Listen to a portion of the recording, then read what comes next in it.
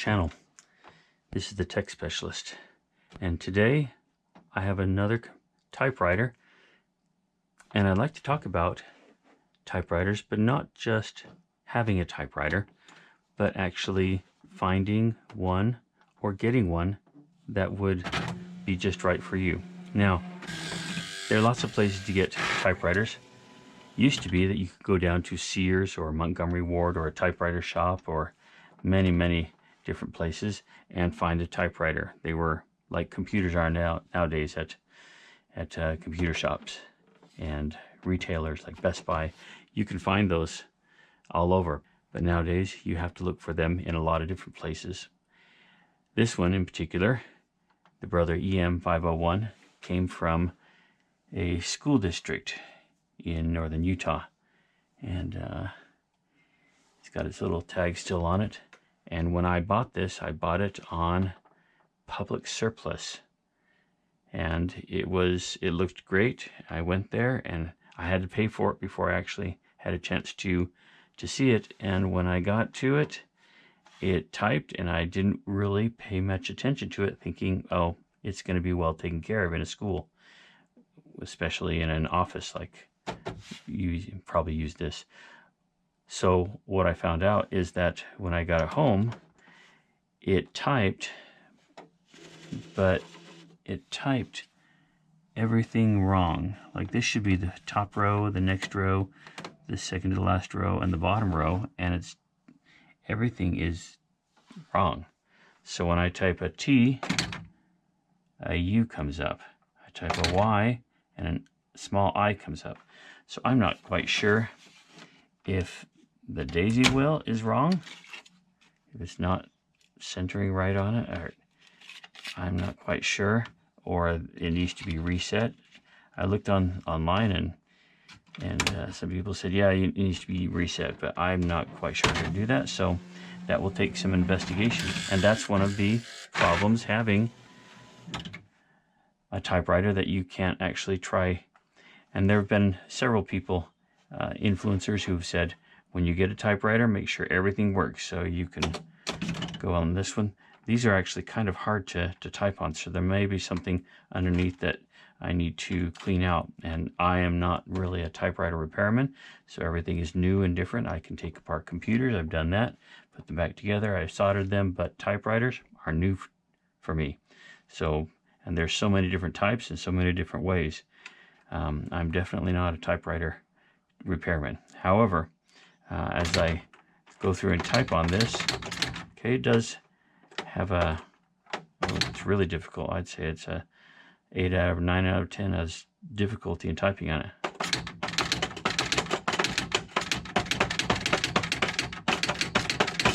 Or I pound this like I'm typing on a manual typewriter. So he has some problems that I need to fix, and that, like I said, is one of the dangers. When you get a typewriter, make sure you test all the keys, make sure that they are doing the right thing at the right time, and look at what it looks like inside. This one's actually fairly clean, and then test it out as much as you can before you buy it. In this case, it's going to take a little while for me to figure out what's going on, if I can. So, and that's something that every person buying a typewriter needs to think about, so you don't have something like this happening when it should be typing the right letters and numbers like they are here. So I have some work to do, but what I thought I'd do is talk about several of the typewriters that I bought that I should not have bought, or should have bought with the idea that I was going to fix them, not just use them straight off. And so with that in mind, I'm going to not pay much attention to this one because it has some major problems. I guess I could learn to retype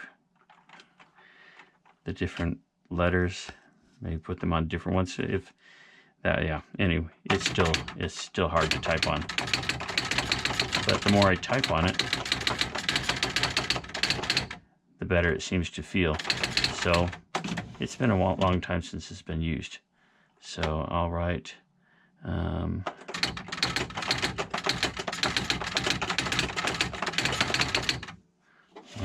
look at that. Boy, if you wanted to write in code, this would be a really good way to do it.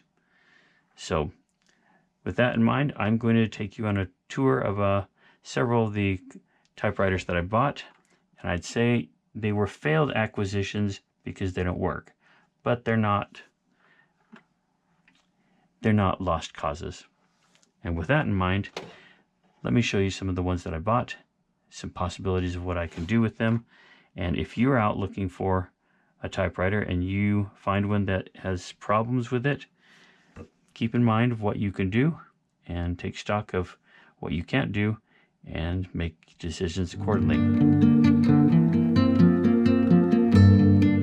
Oh, recently I got this Olympia SG3 and thought I'd pick it up, but when I got it, I found it had some problems. So looking for a typewriter, an extra one for perhaps parts, or just checking it out and maybe providing it for somebody who'd like to have a typewriter.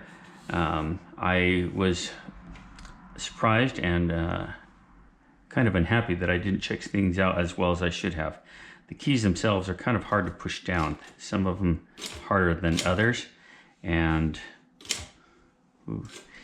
so that's a problem. And I did check them out and I thought, well, that's something I could fix, you know, getting some I have some bottles of mineral spirits, and this one I filled up with alcohol, and I thought, well, I'll just take this top off and squirt some in here, and that will free things up a little bit.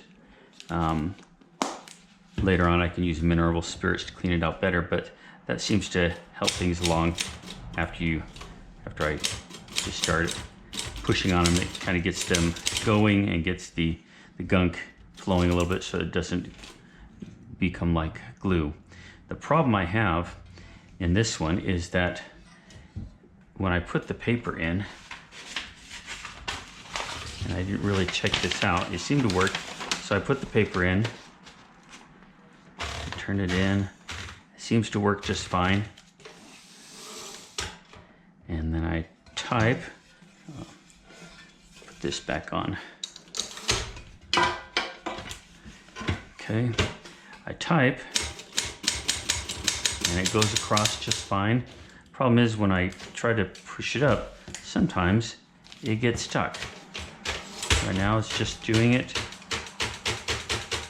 and working just fine. It was having a problem, but now it's not. So it was a lucky find.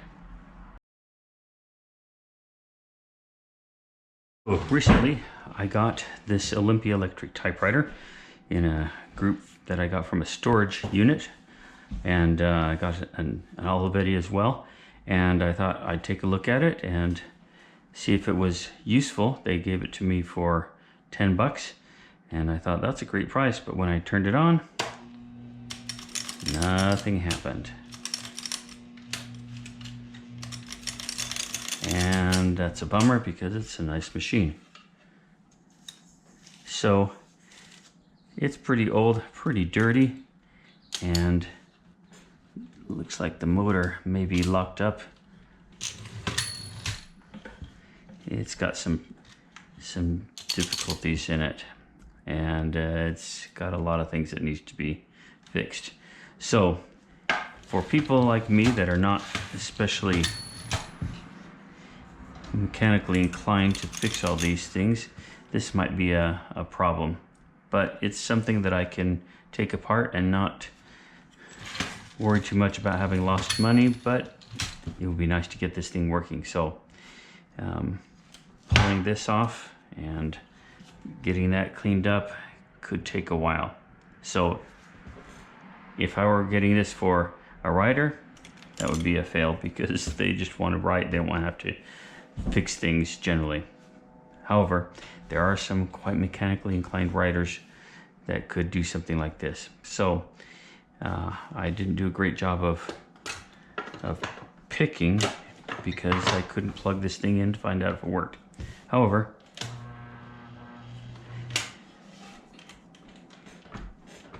Interesting. You can only turn it on when this is on. Well, that's a safety feature, I'm sure. But we'll have to play around with it another day and see if we can get it working. So, move on to the next one that I found. The Olympia, this Olympia Electric, because it's pretty dirty. It's got some stuff dripped into it. I don't know what that is. But when I checked it out, everything seemed to work, but then I've discovered that everything doesn't work. So that's unfortunate for me. So I'll turn it on and drop some paper in it. And then, let's see what I mean. Okay. Now, whoops.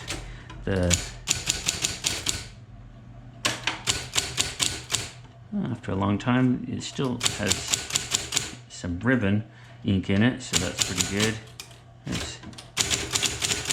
And types well. Well, if I can not have bad typing skills.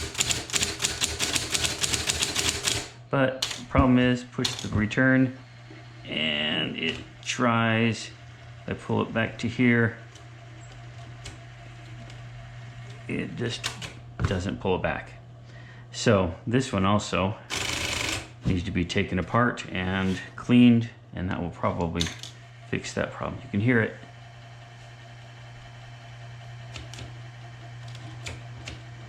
It really wants to pull it back and really wants to flip it, but it's probably got some gear problems. So I should have been a little bit more investigative when I looked at this, but it was only $25, but I could, it could be a good machine for somebody who wants to have a portable. It came in a nice carrying case. You could have a nice portable electric typewriter. So,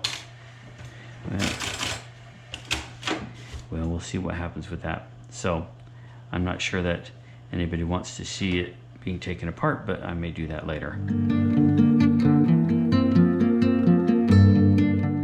Hi again. I'm here with another find. And for those of you who collect typewriters, you'll recognize this as a Smith Corona Silent. I got this, I thought, no problem, I can make this work. But my problem is, it's not going to work. Not very well anyway. And it's got some problems with, more problems than I wanted to know how to fix. So let me show you what's going on with this. And I'll push this down, pop it out, set this aside. Okay, so first of all, we have a problem with the keys, and this doesn't want to sit up quite right. It's got a broken, this is broken somehow, and I haven't figured it out, and those people who are really good at fixing things can probably show me how to do that. But the problem I have is underneath. Now you see these things right here? These are disconnected. Why would they disconnect? What did somebody do to this machine to make it disconnect? And I'm not really sure how I'm going to reconnect those, but I'm going to. So we've got ones that are disconnected here and here on this side, and several of them on this side. So this is a big project that this writer does not want to tackle at this time, or maybe at all. It's a venerable machine. It's one that I think is worth fixing if I can figure that out. Nice thing is that the platen does work, but this one has seen better days. Needs some work, and I'll have to put in some time later, maybe. So too bad. When it does work, it works well. This would be a great machine. otherwise, but it's going to take some work. So good luck to me if I can do it, and maybe I will just sell it to somebody who has better skills, mechanical skills, than I do. So the Smith Corona Silent, he's just silent suffering right now. This is something I haven't had before. They're not very common in thrift shops and places like that when I look for them, or in Facebook Marketplace, KSL, places like that. So this is Smith Corona Ultra Portable. I was excited because it's so small. It's actually much more portable, of course, hence the name, Ultra Portable. Much more portable than what I've had. The problem I have is that, well, let me just show you. Put in a little piece of paper. It's not the easiest thing to get going. There we go. So I'll type. Can you hear that clacking sound?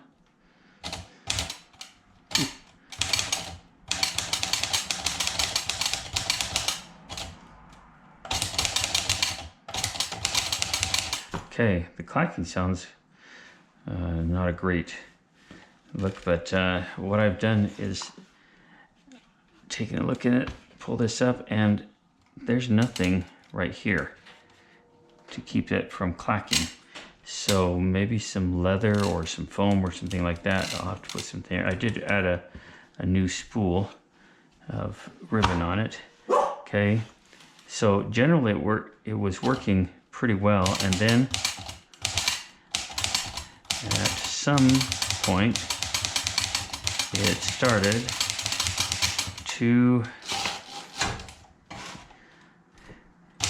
get a little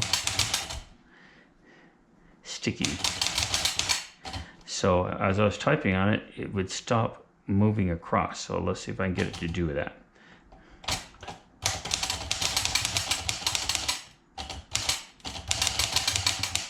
Just like that. And I have to push it over. And it will work for a little bit.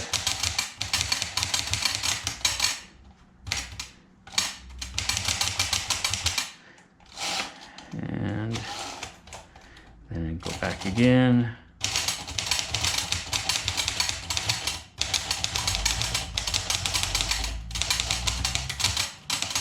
And it stopped in this place. Having to push it. So I assume from what I've seen online that it needs a really good cleaning, obviously. This one, I don't know, could have been, this is the 1940s, could have been out to war. So somewhere, a journalist or somebody just left it in their garage for 50, 60, 70 years. Well, with some cleaning down here, you can see there's crud in there, and you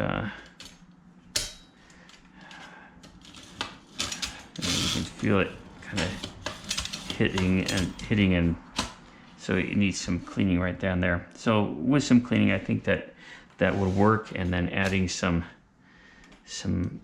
leather right down there to hit it from clacking.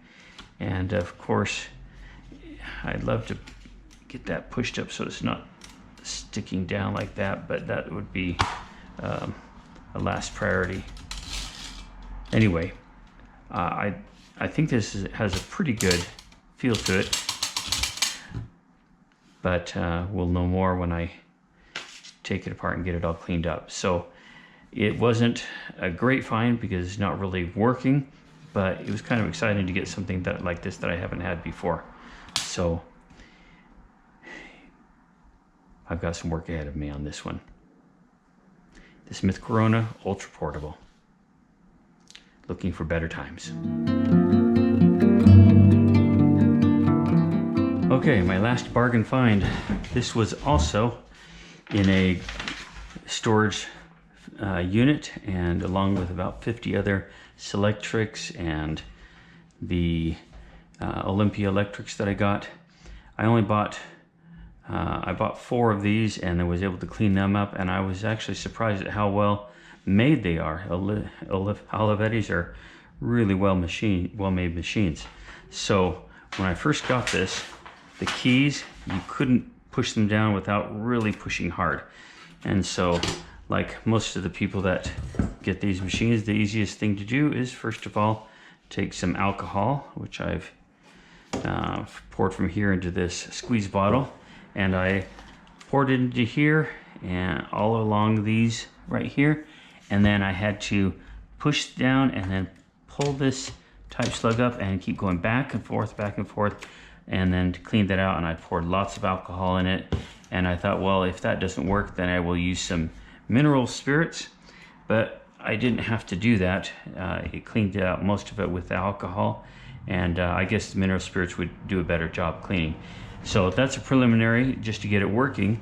And then also I had to put a new ribbon in. But when I was doing the ribbon, I bought 4 ribbons from an online retailer, not a place like this. I should have gotten it from Ribbons Unlimited, which I did actually buy one for another machine, and they were very good to work with and sent me out a great ribbon. But this one is an online retailer, and so what I did is I didn't have the eyelet at the end, so I cut the old one, and then I took some, let's see, what is it, E6000?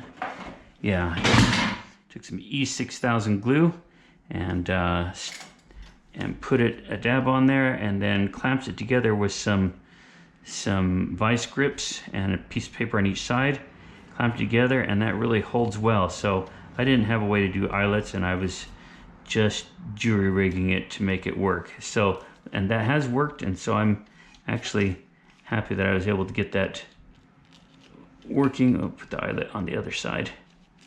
There we go. And so change that. And so that works a lot better. But doing the alcohol, putting a new ribbon in, and then making sure that these were moving well. It took me, I don't know, quite a while to get everyone to move quite well. But when I was done, I had this great Olivetti 98, which is really a beast of a machine. In fact, you can see on here the number 13, and on the back, number 13 here. This is British Olivetti made. It had at the top of a manila folder on the back, and on the side of the manila folder, it had the address of the place it was, and it was used for the U.S. Army here in, I guess in Salt Lake City, Utah.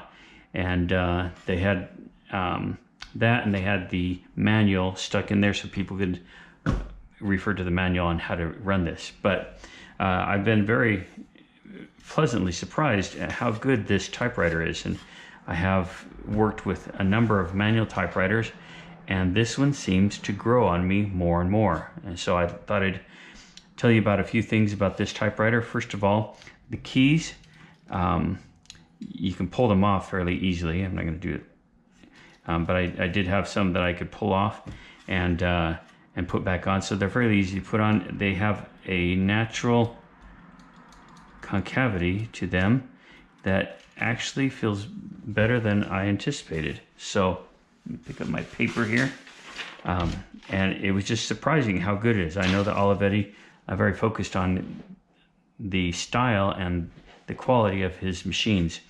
And so looking at this, I'll put some paper in, and it has some nice things about it. If you put paper in right here, this is 8.5,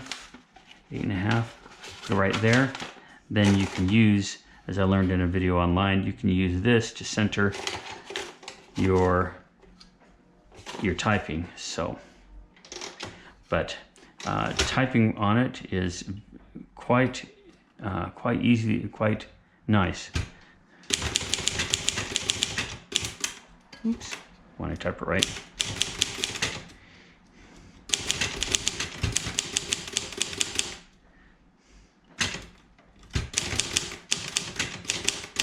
Okay, so 98, the Linea 98 refers to their 98 symbols on this, and it has something unusual for this, because most of the time you have the apostrophe is on the 8 key, but on this one it's right where it is on keyboards nowadays. And so that's pretty great. And it also has the 1 key, which for me is really important. I learned to type all my numbers very quickly using this top row rather than a key number pad. So I'm used to having that 1 right there.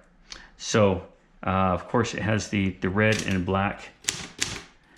You see the red on there going between the two, so that's easy to select. On the back, it has some unusual things, and I haven't looked at what all these mean on the paper, but there are some videos that talk about that, I'm sure. Of course, to move the platen back and forth easily on either side, it has that. But doing the margins is really kind of cool on this. If I pull this lever right here forward and then move it to wherever I want, it puts it exactly right there. And I can do the same thing. Hear that? It reset the margin for this side. For the right side margin, I pull it to wherever I want, let it go, push back, and there it is. So innovative and actually quite intuitive, I thought. So this is a great typing machine. It's heavy, 35 pounds, but very solid metal, and I am very, very surprised at how good of a typewriter is for typing. So what I've done is I've set this up in my porch, and this is one of my writing stations. So when I want to get to writing, and I've already started writing somewhere else and I feel like I want to take a break from there, come up here, what I will do is I put the date at the top of my paper or wherever I'm starting to writing.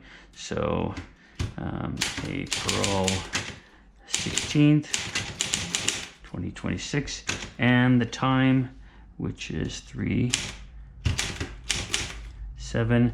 And then once I do that, then I can continue writing. And so when I put all these things together, it's easy to see where I was at this point and put everything together by my writing pieces chronologically. And that really helps me when I'm flitting around from machine to machine, as I tend to do.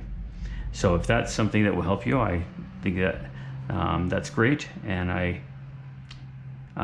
think that I am quite, like I said, quite surprised and am loving this machine more and more the more I use it. So if you have a chance to get an Olivetti Linea 98, I heartily recommend it. It's easy to clean, easy to maintain, has some great features on it. It's not too different than what your typewriter keyboard is now, the keyboard layout, and it's really well done. So I applaud Olivetti for making such a nice machine. I would say that it's not my favorite looking, but probably the color that the Army wanted was silver, and so that's what we got. Would I paint it? Probably not. I'm not that motivated. I just want to have a machine that types well for me. So well done, Olivetti. And if you get a chance to get one of these and you're in need of a manual typewriter, heartily recommend it. 2 thumbs up. Well done.